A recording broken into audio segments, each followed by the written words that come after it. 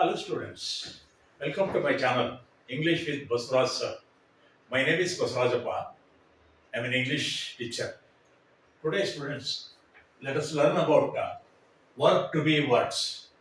What are verb to be? There are 8 words belonging to this group.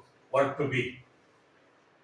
Am, is, are, was, were, be, being, been. ಇವೆಂಟು ವರ್ಡ್ಗಳು verb to be ಗ್ರೂಪ್ಗೆ ಸೇರ್ತವೆ.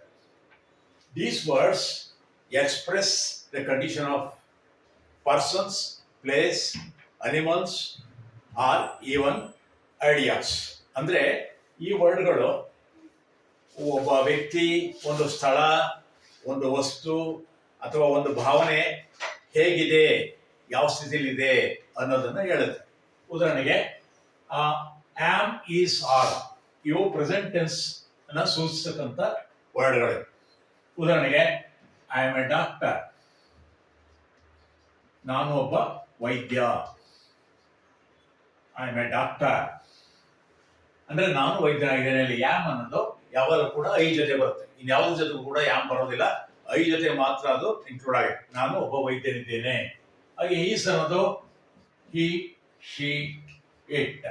ಅದಕ್ಕೆ is a student ಅಂದ್ರೆ ಏನು, ಅವನೊಬ್ಬ ವಿದ್ಯಾರ್ಥಿಯಾಗಿದ್ದಾನೆ. ಇಲ್ಲಿ ಅವನ ಪರಿಸ್ಥಿತಿ, ಅವನ ಕಂಡೀಷನ್ ಹೇಳುತ್ತೆ. What is the condition of the student? Is a student, ಅವನೊಬ್ಬ ವಿದ್ಯಾರ್ಥಿ. ಶಿ ಈಸ್ ಎ ನರ್ಸ್, ಅವಳೊಬ್ಬ ದಾದಿ. She is a nurse. It's a book, ಅದು ಒಂದು ಪುಸ್ತಕ. ಇವೆಲ್ಲ ಕೂಡ ಹೇಳುತ್ತೆ. ಇವೆಲ್ಲ ಪ್ರೆಸೆಂಟ್ ಟೆನ್ಸ್ ಅಲ್ಲಿ ಬಳಸ್ತಕ್ಕಂಥ helping verbs.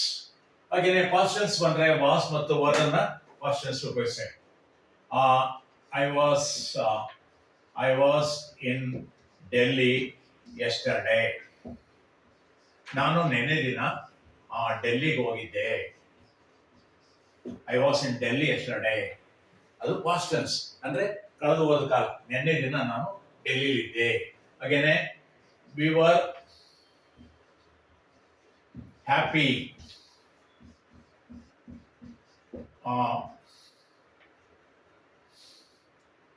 While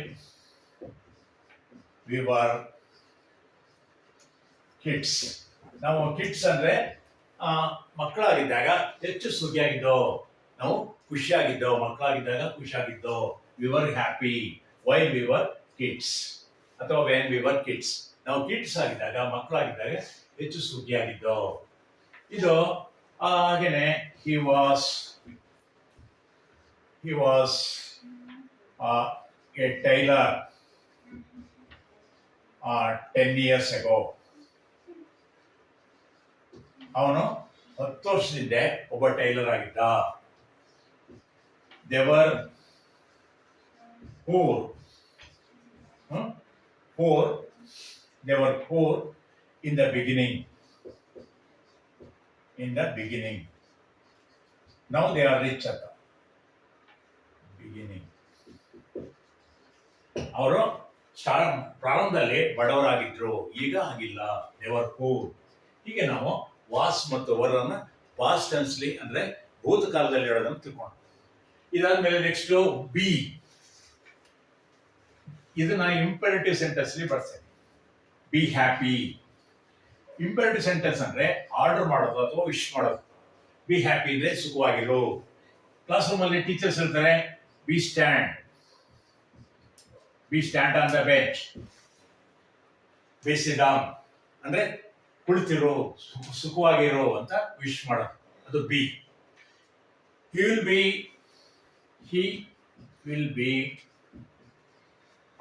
in Mysore next week. ಮುಂದಿನ ವಾರ ಅವನು ಮೈಸೂರಲ್ಲಿ ಇರ್ತಾನೆ ಅಂತ. ಇದು ವಿಲ್ ಬಿ. ಫ್ಯೂಚರ್ ಹೇಳಿದಾಗ ಕೂಡ ಬಿ ಬಳಸ್ತೇವೆ. ಬಿ ಆದ್ಮೇಲೆ ಬೀಯಿಂಗ್ ಅನ್ನ ನಾವು ಹೆಚ್ಚಾಗಿ ಪ್ಯಾಸಿವ್ ವಾಯ್ಸ್ ಅಲ್ಲಿ ಬಳಸ್ತೇವೆ. ಉದಾಹರಣೆಗೆ, ಅಥವಾ being a teacher being a teacher is a noble profession.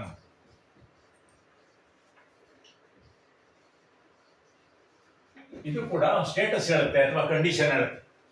Teacher ಆಗಿರೋದು ಒಂದು ಶ್ರೇಷ್ಠವಾದಂತ ಉದ್ಯೋಗ ಅನ್ನೋದನ್ನು ತಿಳಿಸುತ್ತೆ. ಆಮೇಲೆ ಬೀಯಿಂಗ್ ಆದ್ಮೇಲೆ ಬೀನ್ ಅಂದ್ರೆ ಇದ್ದೆ. I have been to Delhi many times. ನಾನು ಡೆಲ್ಲಿಗೆ ಅನೇಕ ಸಾರಿ ಹೋಗಿದ್ದೀನಿ. Last one, I have been to Delhi. I been to Delhi many times. ನಾನೇ ಅನೇಕ ಸಲ ಹೋಗಿದ್ದೇನೆ ಡೆಲ್ಲಿಗೆ. ಅಂದ್ರೆ ಇದು ಹೋಗಿದ್ದೆ ಅನ್ನೋದನ್ನ ತಿಳಿಸುತ್ತೆ. I have been to present continuous tense ಇರೋದನ್ನ ನಾನು ಹೋಗಿದ್ದೆ. ಐ ಹ್ಯಾವ್ ಬೀನ್ ಅಂದ್ರೆ ಹೋಗಿದ್ದೆ, ವಾಪಸ್ ಬಂದ್ಬಿಟ್ಟೆ ಅನ್ನೋದನ್ನ ತಿಳಿಸುತ್ತೆ. ಐ ಹ್ಯಾವ್ ಗಾನ್ ಅಂದ್ರೆ ಅಲ್ಲೇ ಉಳ್ಕೊಂಡೆ ಅನ್ನೋದು ತಿಳಿಸುತ್ತೆ. ಐ ಹ್ಯಾವ್ ಬೀನ್ ಅಂದ್ರೆ ಹೋಗಿದ್ದೆ, ಅಲ್ಲಿ ಉಳ್ಕೊಳ್ಳಿಲ್ಲ ಅಥವಾ ಸ್ವಲ್ಪ ದಿವಸ ಇದ್ದು ಬಂದ್ಬಿಟ್ಟೆ ಅನ್ನೋದನ್ನ ಐ ಹ್ಯಾವ್ ಬೀನ್ ಟು ಅಂತ ಹೇಳ್ತೀವಿ. ಹೀಗೆ ನಾವು ಒಂದು ಕಂಡೀಷನ್ ಅನ್ನ, ಒಂದು ಎಕ್ಸಿಸ್ಟೆನ್ಸ್ ಅನ್ನ ತಿಳಿಸೋದಿಕ್ಕೆ ಈ ವರ್ಬ್ ಟು ಬಿ ಪದಗಳನ್ನ, ಈ 8 ಪದಗಳನ್ನ ಬಳಸ್ತೇವೆ. ಅದೇ ನಾನು ಹೇಳಿದ್ನಲ್ಲ, ಆಮ್, ಈಸ್, ಆರ್, ಇವು ಪ್ರೆಸೆಂಟ್ ಟೆನ್ಸ್ ಅಲ್ಲಿ ಬಳಸ್ತಕ್ಕಂಥ ವರ್ಬ್ ಟು ಬಿ ವರ್ಡ್ಸ್. ಹಾಗೇನೆ ಪಾಸ್ಟ್ ಟೆನ್ಸ್ಲಿ ವಾಸ್ ಅಂಡ್ ವರ್. ಹಾಗೆ ಬಿ ಮತ್ತು ಬೀಯಿಂಗ್ ಅನ್ನ ಪ್ರೆಸೆಂಟ್ ಟೆನ್ಸ್ಲಿ ಬಳಸ್ತೇವೆ. ಬೀನ್ ಅನ್ನು ಕೂಡ ಪ್ರೆಸೆಂಟ್ ಕಂಟಿನ್ಯೂಸ್ ಟೆನ್ಸ್ ಅಲ್ಲಿ ಬಳಸ್ತೇವೆ. ಇವಿಷ್ಟು ಕೂಡ ವರ್ಬ್ ಟು ಬಿ ವರ್ಡ್ಸ್. ಈಗ ನೋಡೋದಲ್ಲ ಸ್ನೇಹಿತರೆ, ನಿಮ್ಗೆ ಇಷ್ಟ ಆದರೆ ಲೈಕ್ ಮಾಡಿ, ಹಾಗೆ ಶೇರ್ ಮಾಡಿ, ಹಾಗೆ ಸಬ್ಸ್ಕ್ರೈಬ್ ಆಗಿ, ನನ್ನ ಚಾನಲ್ಗೆ ಸಬ್ಸ್ಕ್ರೈಬ್ ಆಗಿ ಅಂತ ನಿಮ್ಮಲ್ಲಿ ಹೇಳ್ತಾ, thank you so much. Thank you.